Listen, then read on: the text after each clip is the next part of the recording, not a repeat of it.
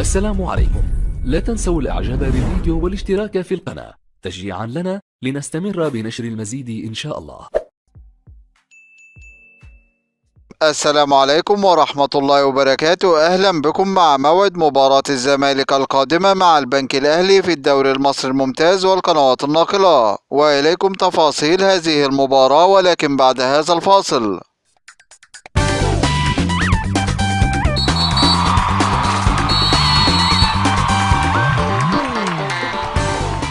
بعد فوز فريق الزمالك على فريق بيراميدز في المباراة السابقة بنتيجة هدف مقابل لا شيء في المباراة التي جمعت بينهم في إطار مواجهات المباراة المؤجلة من الجولة الثالثة من بطولة الدوري المصري الممتاز، وسجل هدف الزمالك في هذه المباراة عن طريق اللاعب مصطفى شلبي، ويستعد فريق الزمالك لمواجهة فريق البنك الأهلي في المباراة القادمة، وذلك في إطار مواجهات الجولة السابعة من بطولة الدوري المصري الممتاز. ويحتل فريق الزمالك المركز الثاني مؤقتا في جدول ترتيب الدوري المصري برصيد 14 نقطة من 6 مباريات، فاز في 4 مباريات وتعادل في مباراتين، ليكون الفارق نقطة واحدة بينه وبين فريق الأهلي متصدر جدول الترتيب برصيد 15 نقطة، بينما يحتل فريق البنك الأهلي المركز العاشر في جدول ترتيب الدوري المصري برصيد 6 نقاط من 6 مباريات، ليكون الفارق 8 نقاط بينه وبين فريق الزمالك. وسوف تنطلق هذه المباراة يوم الجمعة الموافق 16 ديسمبر 2022